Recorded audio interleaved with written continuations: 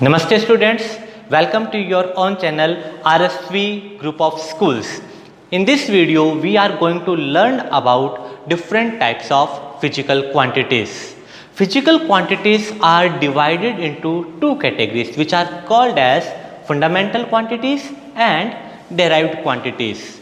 Now, what are fundamental quantities? Fundamental quantities are those which do not depend on other quantities, मतलब वो किसी और के साथ रिलेटेड नहीं होती है, वो अपने आप में सफिशिएंट होती है।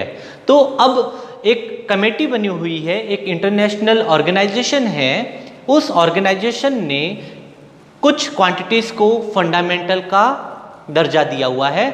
So right now we have 7 fundamental quantities. What are those 7 fundamental quantities? कौन कौन सी है?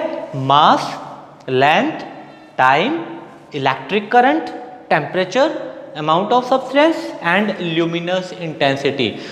अच्छा, तो इन सब के बारे में अगर हम बात करें, इनकी एसआई कमेटी ने अलग अलग डेफिनेशंस भी दी गई है, लेकिन वो डेफिनेशंस अभी फॉर टाइम बीइंग इतनी ज़्यादा इम्पोर्टेंट नहीं है। जो चीज़ समझने की है वो ये है कि ये जो 7 क्वांटिटीज़ है ये एक दूसरे पर या किसी भी और क्वांटिटी पर डिपेंड नहीं करती। इनको फंडामेंटल माना गया है कि ये अपने आप में फंडामेंटल है, बाकी जितनी भी क्वांटिटी होगी वो इनके साथ लिंक होगी।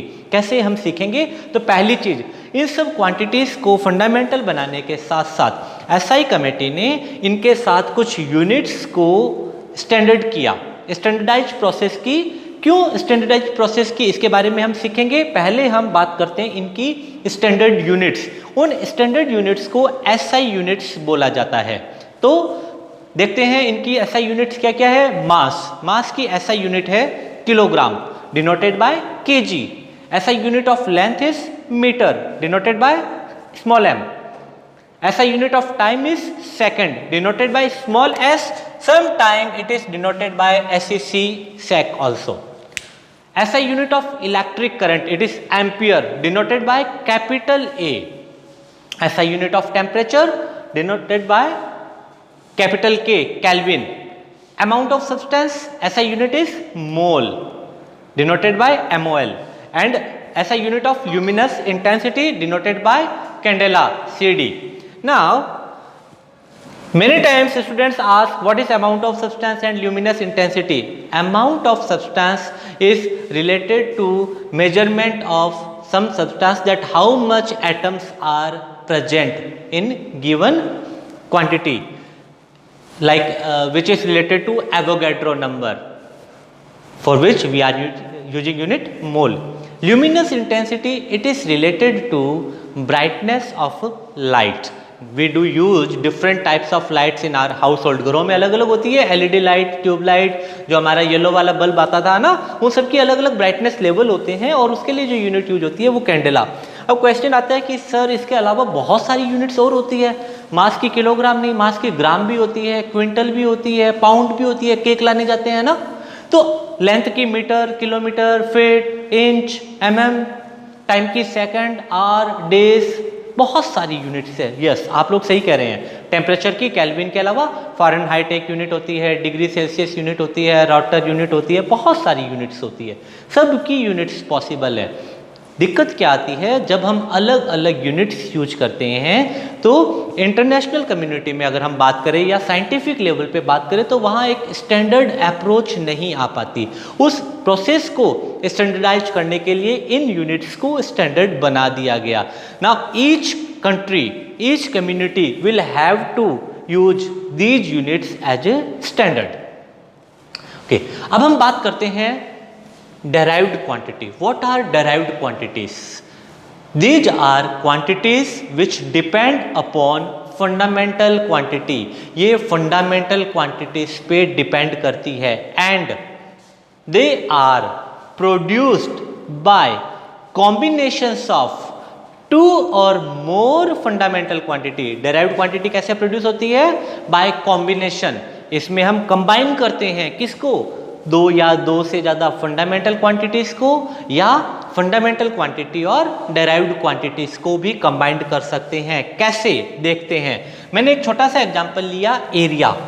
एरिया का जो फॉर्मूला होता है वो होता है लेंथ इनटू ब्रेड्थ। तो what is length? Length is our fundamental quantity. Breadth को हमने नाम दिया है, but it is also another form of length. तो लेंथ इनटू लेंथ, तो एरिया क्या हो गई हमारी? Derived quantity. ये किस पे डिपेंड कर रही है? फंडामेंटल क्वांटिटीज लेंथ पे। लेंथ के कॉम्बिनेशन से ये प्रोड्यूस हो रही है। और इसकी अगर मैं यूनिट की बात करूं तो लेंथ की यूनिट मीटर, ब्रेड्थ की यूनिट भी metre, metre into metre square. हम और एग्जांपल लेते हैं, जैसे एक एग्जांपल लेते हैं वॉल्यूम। तो वॉल्यूम क्या होता है? Length into breadth into height, LBH। तो इसकी यूनिट क्या हो जाएगी? हम बार बार यूनिट लिखेंगे तीनों की, metre metre metre metre cube. तो वॉल्यूम एक डेराइव्ड क्वांटिटी है जो किस पे डिपेंड करती है? लेंथ पे डिपेंड करती है, कॉम्बिनेशन ऑफ लेंथ, इसलिए ये डेराइव्ड है। एक और एग्जांपल लेता हूं मैं, जिसमें दो अलग अलग टाइप की क्वांटिटीज यूज होती है। आपने सुना होगा मास डेंसिटी। तो what is mass density? Mass density is equal to mass divide by volume. तो मास ये कैसी क्वांटिटी है? ये एक फंडामेंटल क्वांटिटी है। वॉल्यूम खुद एक डेराइव्ड क्वांटिटी है। तो मास डेंसिटी किस पे डिपेंड कर रही है? दो या दो से ज्यादा फंडामेंटल क्वांटिटी या फंडामेंटल और डेराइव्ड क्वांटिटी। इसलिए मास डेंसिटी कैसी क्वांटिटी हुई? Derived quantity. अगर मैं इसकी यूनिट की बात करूं तो मास की यूनिट क्या होती है? केजी। और वॉल्यूम की यूनिट क्या होती है? मीटर क्यूब, केजी पर मीटर क्यूब। ऐसी बहुत सारी क्वांटिटीज है जो डेराइव्ड क्वांटिटी है। ऑलमोस्ट जितनी भी क्वांटिटीज की हम बात करें इन 7 के अलावा, वो सारी डेराइव्ड क्वांटिटी है। स्पीड क्या होता है? Distance upon time. तो distance is nothing but length, fundamental quantity and time, एक फंडामेंटल क्वांटिटी। तो स्पीड किन दोनों पे डिपेंड करती है? लेंथ और टाइम पे। इसी तरीके से आता है एक्सीलरेशन। एक्सीलरेशन क्या होता है?